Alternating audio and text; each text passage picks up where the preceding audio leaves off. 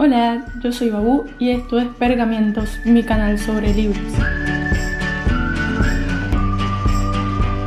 ¿Alguna vez han pensado en el papel de la mujer en la literatura? Existe un test, en realidad varios tests, que determinan si los personajes femeninos de una novela, una película, una serie o lo que sea, tienen un papel importante y están bien desarrollados y si tienen un buen cuerpo en relación con su personalidad. El test que me voy a guiar hoy es el test de Bechdel, no sé cómo se pronuncia, pero creo que es Bechdel, y consta de simplemente 3 reglas. En realidad creo que la autora no esperaba que fuera una referencia para calificar películas, libros, series, sino más bien que lo creó a partir de una inspiración de una mujer apellidada Wallace, y en sus cómics uno de los personajes dijo que solamente veía películas que pasaran la regla o el test de Bechdel. Este test sigue 3 reglas. La primera regla dice que tiene que haber por lo menos 2 personajes femeninos en la obra. Hay algunas versiones de estas reglas que dicen que estos personajes femeninos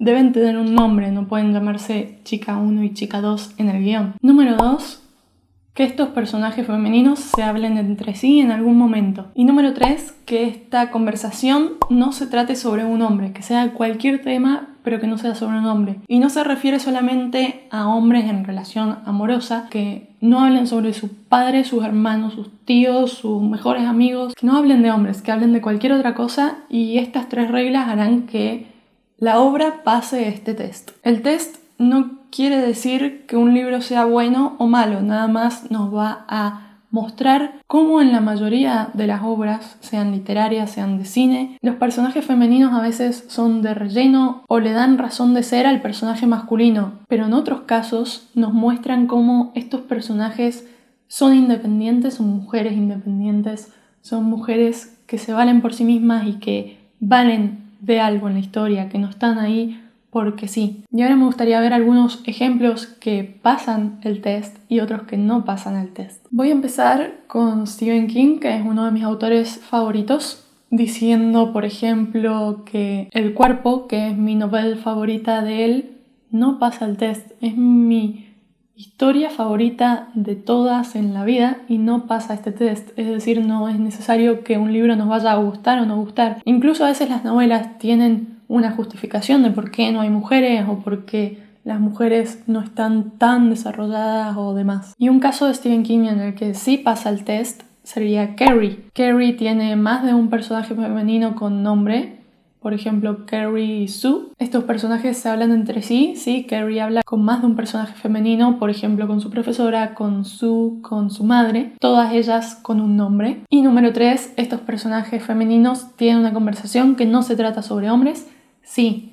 Por ejemplo, cuando Carrie habla con su profesora después de haber tenido su primer periodo y hablan sobre ello, sobre su primer periodo, no hay ningún hombre en el medio de la conversación. Sí he notado, por lo que estuve investigando y releyendo, que muchas de las novelas juveniles que han aparecido ahora en estos últimos años, especialmente las distopías, al tener heroínas femeninas tienen bastante de cumplir esta regla. Por ejemplo, Los Juegos del Hambre pasa la regla porque está Katniss, está Primrose, está su madre, está Rue y hay un montón de personajes femeninos con una gran personalidad. Estos personajes se hablan entre sí y muchas veces no hablan de hombres porque en esta novela lo importante es sobrevivir, lo importante son los juegos, y esas charlas se dan en ocasiones, por ejemplo, con Katniss y su familia, que son 2 mujeres con nombres conocidas, hablando de los Juegos del Hambre, de si va a volver a casa, de si va a morir, cómo va a ser. O por ejemplo con Rue, cuando hablan de sus propios distritos y no se nombra a hombres. Cuando quise pasar a la parte de clásicos me costó mucho, la verdad.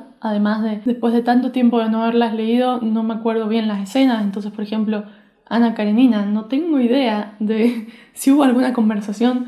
Sé que hay más de una mujer con un nombre, sé que hay conversaciones entre estas mujeres, pero no recuerdo si hablan de algo que no termine derivando a hombres. Y otro ejemplo, en el caso de Alicia en el País de las Maravillas, me di cuenta de que sí, hay personajes femeninos y tienen conversaciones que no se tratan de hombres, pero no sé si cuenta porque los personajes del País de las Maravillas no tienen un nombre, se llaman reina, se llaman duquesa, su nombre es lo que son, pero si lo tomamos por el lado de que están vistos como un nombre propio porque comienzan con mayúscula y que todos los personajes no tienen nombre, sino que su nombre es lo que son, entonces sí, Alicia en el País de las Maravillas pasaría el test de Bechdel. Y estuve pensando en muchísimos libros y ahora les voy a prestar atención a los que estoy leyendo. Por el momento no están pasando el test y quiero dejar bien en claro que eso no va a significar que el libro sea bueno o que sea malo, sino que nada más nos va a hacer plantearnos del papel de la mujer en la literatura, cómo va a desarrollarse, cómo va a independizar. Y ahora me gustaría preguntarles, ¿se les ocurren libros que pasen o que no pasen el test? ¿Y qué opinan de esto, de esta situación, de los personajes femeninos que se han vuelto cada vez más importantes, pero que a la vez muchos clásicos o muchos libros que leemos no aparece esta importancia de las mujeres en la literatura? Y si lo pensamos a la viceversa, sería muy raro no encontrar libros en los que haya más de 2 personajes masculinos que se hablen entre sí y que la conversación no tenga que ver con una mujer. En general me parece que en la mayoría de los libros esto sí se cumple, pero es más difícil encontrar en el lado femenino. Y no sé bien por qué será, quizás sea porque la mayoría de los autores son masculinos, pero a la vez las mujeres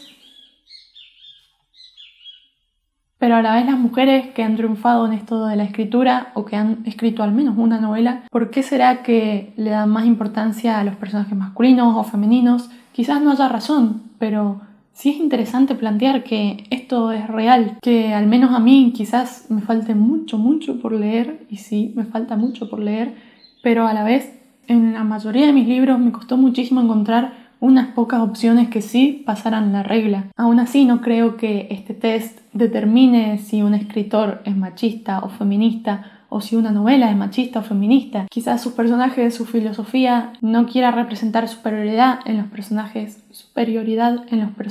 masculinos, pero a veces sí nos da que pensar cuando los personajes femeninos no están ahí para identificarnos con ellos, ¿no? Por supuesto, no es necesario identificarnos. No sé si quisiera identificarme con Madame Bovary o Ana Karenina. Y eso que han pasado a ser personajes tan importantes para el autor que han llegado a ser el nombre de la novela misma. Yo creo que hay que ver el contexto, la época, qué se pensaba en ese momento de la mujer, cuál era su rol. A medida que vayamos avanzando en el tiempo, en la historia de la literatura, vamos a encontrar más libros como Los Juegos del Hambre, en el que la mujer es la fuerte, la luchadora y que el hombre va a ser el acompañante. Y no digo que me gusten más los libros que sean así, solo que sí es importante que encontremos y le demos valor a estos personajes que encontramos, a estas Hermione Granger, que sin ella el personaje principal no habría sobrevivido ni al primer libro. Los espero la próxima con un cuento o una opinión sobre un cuento y nos vemos. Chao.